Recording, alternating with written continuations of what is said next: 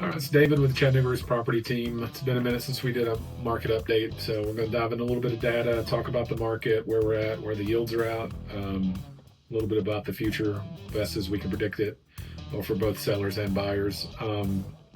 So the main headline today is the 10-year yield is spiked. It is at around 4.6, at least it was as of noon, and it is May 22nd, I believe. So this could all be completely different in a week, so stay tuned. But right now it's crossed the point that hadn't been at probably in about a year. Interest rates have hit about 7% on the 30-year mortgage, which is about as bad as it's been in about a year. It didn't get much higher than that at its worst point, so definitely not good on the yield. So you sit there and you listen to the talking heads like, why is the yield spiking? You know, the stock market seems to be doing good. The yields keep going up. What's going on? Well, it would appear that the people who buy our debt, buy our treasuries, think we're becoming a bigger risk because of our debts and deficits.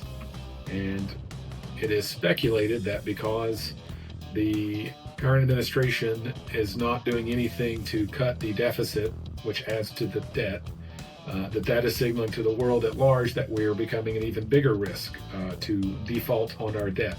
So in order to attract buyers to the yields, or the treasuries rather, they have to raise the interest rate that it pays them to buy the debt. So that has caused the yield to spike 44 basis points in like 2 days, this month, which is like a ridiculous amount of movement on what otherwise historically is kind of like, it doesn't swing that severely, this is almost a new normal. So what does that do? Well, it affects housing tremendously. The interest rates affect housing, obviously, being above 7%. And then I saw that Toll Brothers, which is a major builder in America, along with other builders, their forecasts, their profits are down. And their solution to the problem isn't cutting prices, it is to cut inventory. So what their plan is of course, these developments take years to put in place and get going. So it's not like they're just shutting down. But their spec builds, they're going to stop building new spec builds or planning them, which will hit the market, or they would have hit the market in a year or two. And so in a year or two, you're going to see another decline in inventory, which in America, we're already millions of homes behind where we should be to have a balanced market. So this is going to be another problem a couple of years where there'll be even less inventory with even more demand. What does that mean for housing prices? Well, if you're a seller or a homeowner, probably means your housing prices are going to be pretty stable, or could go up a little bit, but not because there's so much demand from buyers. It's simply going to be because there's not enough supply. Simple economics. And the reason the builders do that is because they want to keep the value of their homes stable or rising. They don't want their entire housing stock to go down because they have to start slashing prices to sell it. So they cut inventory, thereby cutting supply, and the demand is what it is. So as far as buyers go, sellers, your homes are probably stable. Buyers, if this is the new normal, 7% and above is going to be generally considered a bad rate. Anything between probably 6.5 to 7 is a normal, decent in this environment rate. And below 6.5 is going to be good. Below 6 in the 5s, and it's going to be, it's going to feel like 22, 23 as far as how much demand that will generate, because everybody will realize that is the new good rate, and all these people that have been sitting on the sideline waiting, trying to time the market, they're going to come off the sideline. What I'm telling all the buyers, always we get this question of, is now the time? Should I wait? Will housing prices come down? Will, interest rates come down? Well, what I can probably say with confidence, housing prices aren't going to come down because builders are doing what they're doing. Resale is not happening at near the rate it needs to because everybody's locked into a low interest rate and they're hesitant to lose that rate. So that side of the equation isn't putting inventory on the market.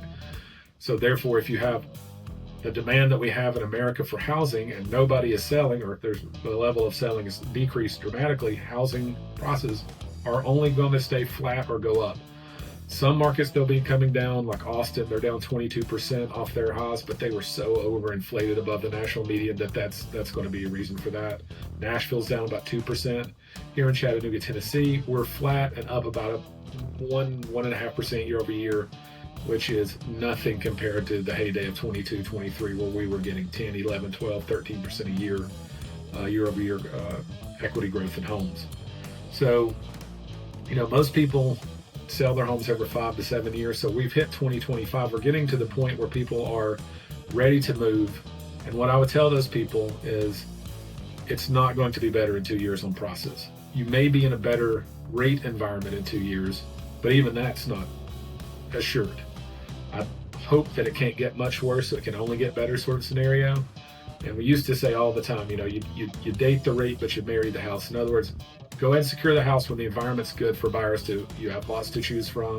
You can negotiate price off, or you can negotiate down the list price. It's real common to get closing costs, at least some portion of it covered. You can usually get repairs through. None of that was happening in 22 and 23. That is possible now. My neighbors are very loud in the office next door. But anyway, the environment is not going to get better. Rates are going to be up, or they're going to be here or around here, and the housing is going to be more expensive. So if you have a life change where you death, birth, and divorce, and job relocation, those are the drivers of people that are moving. And if that's one of your catalysts, or you're having another kid and you just have to get more space, now is as good as time as it's going to be any time in the foreseeable future. So I would encourage you to keep looking. You can watch the market, but timing the market, the housing market's about as fruitful as trying to time the stock market. It's nearly impossible. All I can tell you with any degree of certainty is we're past the peak. So I'll keep looking at the data. I'll come back to you guys whenever I get something interesting to talk about. But till next time, I hope you're out there looking at houses. Let us know if you need any help.